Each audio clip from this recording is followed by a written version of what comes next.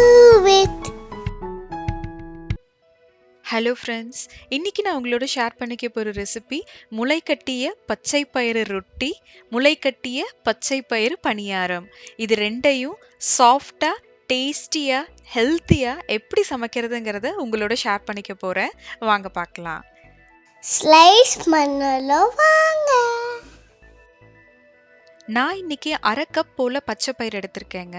பச்சை பயிரை நல்லா கழுவி சுத்தம் பண்ணிவிட்டு 6லேருந்து 8 மணி நேரம் போல் ஊற விட்டுடலாம். 8 மணி நேரம் கழித்து நான் ஜல்லடை போட்டு தண்ணியை கம்ப்ளீட்டாக வடித்து எடுத்துட்டேன். வடித்த பச்சை பயிரை ஹாட் பாக்ஸ்குள்ளே போட்டு மாற்றிடலாம்.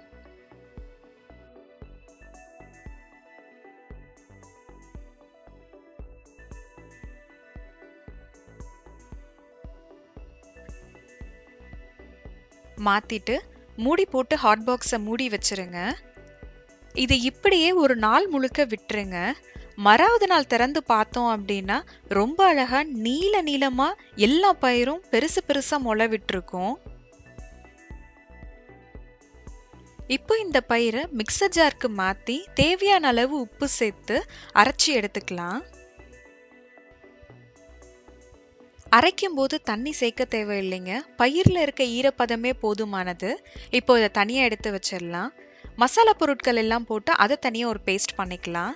இதுக்கு கொஞ்சமாக இஞ்சி, பூண்டு, பச்சை மிளகா, மிளகு, சீரகம், சோம்பு, கொஞ்சமாக வெங்காயம், இதெல்லாம் சேர்த்து ஒரு பேஸ்ட்டை ரெடி பண்ணிக்கலாம்.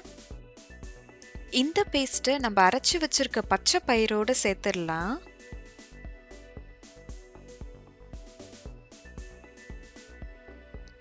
இது கூடவே நறுக்கி வச்ச வெங்காயமும் சேர்த்து எல்லாமே ஒன்றா கலந்து விட்டுடலாம்.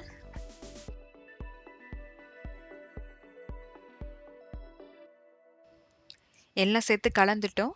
அவ்வளோதாங்க, மாவு ரெடி பண்ணிட்டோம். இப்போ ரொட்டி தட்ட ஆரம்பிச்சிடலாம்.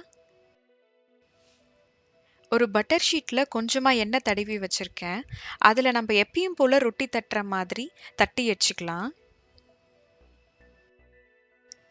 ரொட்டி விரிசல் விடாதபடி எல்லா பக்கமும் சமமாக இருக்கிற மாதிரியும் தட்டி வச்சுக்கலாம். ரொட்டி தட்டிட்டோம்.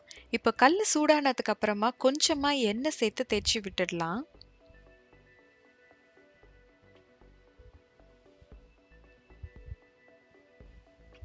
இப்போ தட்டி வச்சிருக்க ரொட்டியை நான் இதில் மாற்றிட்டேன். மீடியம் ஃப்ளேமில் நிதானமாக 2 பக்கமும் நல்லா வேக வச்சு எடுத்துக்கலாங்க.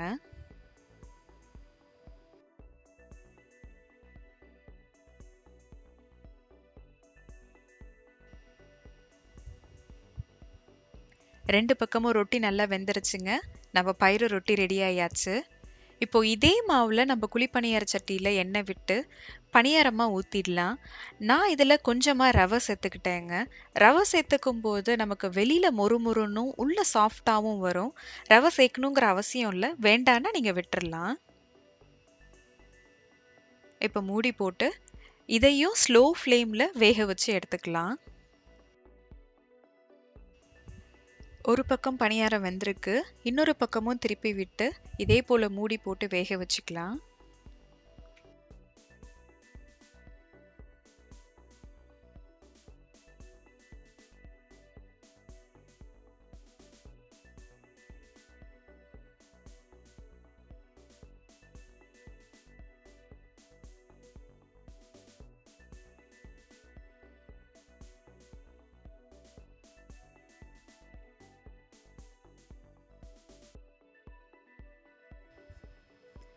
ரெண்டு பக்கமும் பணியாரம் நல்லா வெந்து வந்திருக்குங்க. நம்மளுடைய முளை கட்டிய பச்சை பயிறு பணியாரம் ரெடி ஆயாச்சு.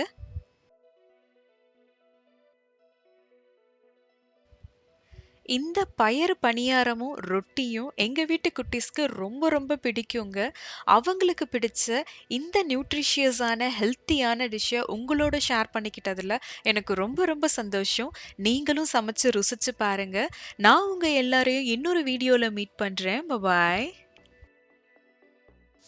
திரும்பவும் ஸ்லைஸ் பண்ணலாம். உங்க வீடியோ பிடிச்சிருந்தா லைக் பண்ணுங்க, ஷேர் பண்ணுங்க, கமெண்ட் பண்ணுங்க. மறக்காம